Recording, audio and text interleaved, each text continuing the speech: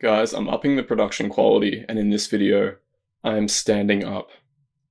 This is some Michael Bay shit, I know, but I just wanted to, no, in the spirit of this video, this is all about movement, accessing the body, and moving the body. And I just want to reflect on my experience a bit on how I began to access the body in the first place, because there was a very long time where when I was undergoing this awakening psycho-spiritual process where I did not allow my body to move. So when I talk about movement, when I talk about the body, although I am big on somatic inquiry, in fact, I help facilitate people with somatic inquiry, meaning working directly with emotions that are stored and frozen in the body, things like social anxiety. But in this particular video, I'm talking about allowing you to move, to physically move, to actually shake the body, to move it, like let the energy out. Because, like I said, for the first, I'd say about 3 years, when I was deep into things like Vipassana meditation, meditating 2 hours per day, and even into self-inquiry, like the Ramana Maharishi techniques. And my first teacher was Michael Taft, actually.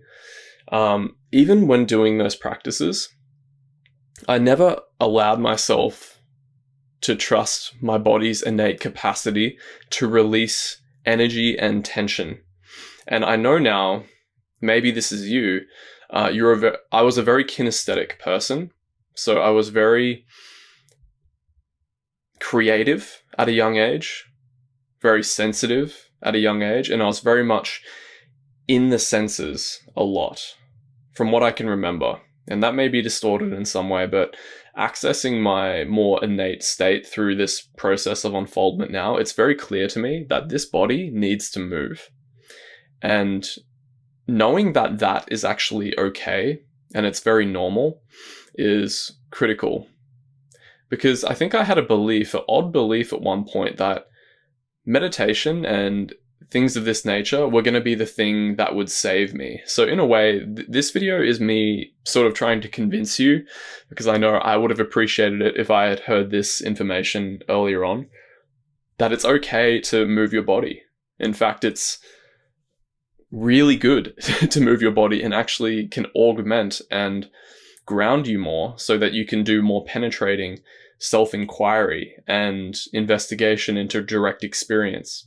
Because when you allow energy to move through the body, that's often stored in the head, jaw, neck, heart, gut, and through the legs sometimes. When you allow that to actually move through your body's innate capacity to do so, and I'll talk about some practices to do this really well, it is immensely powerful.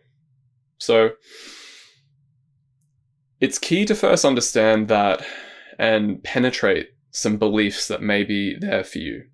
Maybe you've done a little bit of body work and and you've done things like Qigong, often pronounced Qigong, or Qigong, but it's actually Qigong. Maybe you've done these sorts of modalities before, or you've tried them, and they just didn't feel right. And if you're anything like me, maybe that there was a background belief about something like this, and it could be anything, but maybe something like meditation is the thing that's going to save me, and anything that's added extracurricularly to that is detrimental and a waste of time, because the real money is in investigating identity. If I can let go of the self, the need to regulate my energy won't happen. It's just going to evaporate or something. Like I won't need these sorts of practices or anything to do with moving the body, like Kundalini yoga or anything like that. Like why the hell would I want to do that? And that's a belief that I had for a long time. And it took lots of facilitation through my brilliant facilitator, Violet Synergy. But she pointed me to moving the body through ecstatic dance or just intuitive movement.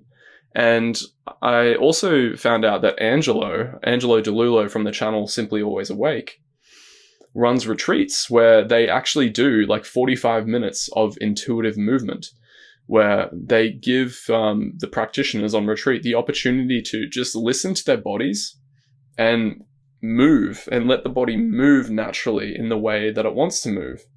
So if you have a tension in the arm or a tension in the shoulders or a tension in the gut, if you drop any concept of who and what you are, how you take yourself to be, how your character shows up, like, oh, I'm the rigid one who's the strong, stern meditator, and I never move my body because that's sacrilege to the enlightenment process, right? Like, I'm reflecting my beliefs in a way, like, it wasn't that significant, but you get the point.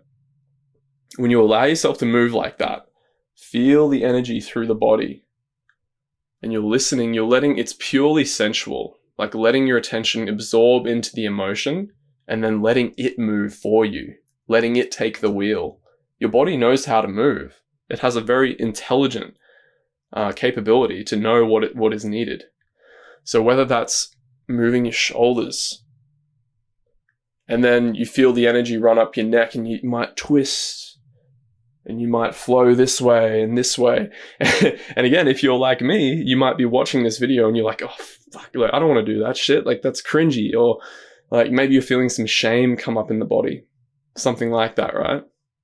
And that's perfectly okay, because that can actually become the next thing that your attention becomes absorbed into, with like a loving curiosity and allowing it. So let's say you're moving, right? And you have the thought like, oh fuck, what if my neighbor's looking in through the window at me? Or what if my partner sees me? Or what if my brother sees me doing this, right?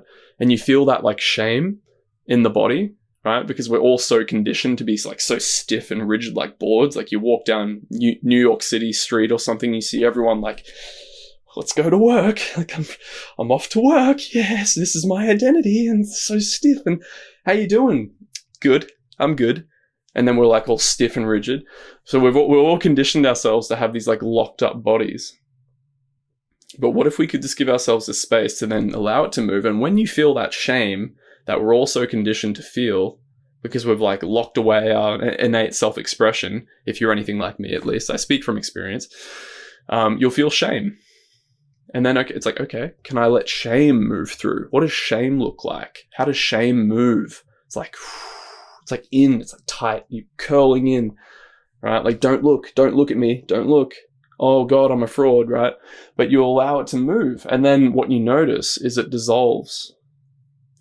And what this then translates to in awakening processes or awakening or spiritual unfoldment is it's almost an embodiment of your body's natural expression, which is intermixed through your true nature. You watch children play. Let children be your teacher. Children, like, I watch my stepdaughter and she is like, you know, I walk in after a meditation sit or something and I'm all rigid and stiff from like being, you know, sitting like a stern Zen meditator. And then I just walk in feeling a bit heavy and contracted, and I just see her and she's like singing the song like, what does the fox say? And she's just banging it out and like doing things, spinning around, and she doesn't give a shit what anyone thinks of her. Because this is what children teach us, what we've lost.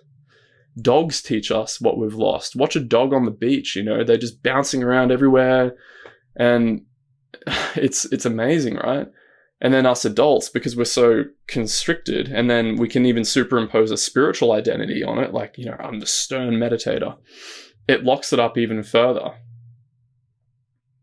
But I think when you meditate a lot, especially if you're kinesthetic like me, when you meditate more, the more you do this, the more you will realize that the body needs to move, and it's not bad to do so. So, let's start with some practical things, and I'll wrap this video up pretty shortly. I don't want it to be too long. Again, this is separate from somatic inquiry, which I do and which I actually help people one-on-one with. But I might actually point someone to this if they're really rigid. Is what you can do is try something simple. There are all sorts of modalities out there. You know, I've listed a couple through this talk, like Qigong is a really good one. That's what I do. TRE, trauma release exercise. I'll link a free course that was linked on a recent meditation retreat that I was on down below. You can follow. Intuitive movement. So outside of any practical framework of practicing, just let the body move, you know? It doesn't have to be complicated. Give that a try. Or shaking, you know, just get on the floor and shake your body. Like literally just, I mean, and it's going to feel weird, right? You'll feel like, oh God, what will they think of me? Or when you're shaking on the ground and you're just like literally tensing up and you're letting your body move energy through. But I just want to add a side note onto that. Watch athletes, right? Before they go for a race, what do? They're bouncing up and down like this. Like, oh, I'm ready to run. I'm ready to kick some ass, right? But that's a socially accepted way of releasing nervous energy. That's what our bodies want to do all the time. And I remember when I was a kid, I actually used to do this. And then I was told, and I heard subliminal communication that I shouldn't be doing it. And that's what people with autism do and stuff. And I was like, rejected that part of me for some reason, and it was weird. But I know now that it was like naturally releasing energy. Like if I got excited, I would do this. Probably don't want to do it too hard to like give yourself an RSI or something. I don't know. Maybe that's still my conditioning speaking, but you get the point. And you watch animals in nature. They get chased by gazelles, or a gazelle gets chased by a lion. What does it do? It shakes. It's like, but then it's good. It's back to normal. But humans have learned to not do that, to not trust our instincts through social conditioning, to shake and release energy. And then what do we do? We bottle it up and we're like, and then it gets stored in the body. So that's the goal of this video, is to invite you to try some of these practices. Again, I'm big on Qigong. I'll link all sorts of resources in the description. There's a really good course that I took with a guy called Lee Holden on Udemy, which might sound a bit gimmicky to you hardcore meditators out there or spiritual practitioners, but it's like 8 minutes of Qigong every morning, right? Keep it simple. Just start building a relationship with your body and be mindful of those beliefs that say, I shouldn't be doing this. I'm above this. I'm beyond this. This is weird. And all the social conditioning that pretty much everyone carries nowadays, unless you're someone like a dancer or like, but even then, you know, like we still betray our body's natural instinct to release and to soften up.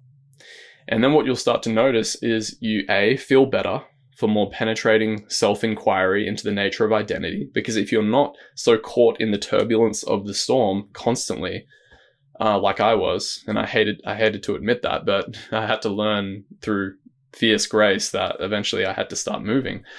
But eventually you'll learn, like, it's okay to move. So thank you. And I hope this helps you, because I wish I would have heard this a long time ago. And yeah, much love to you.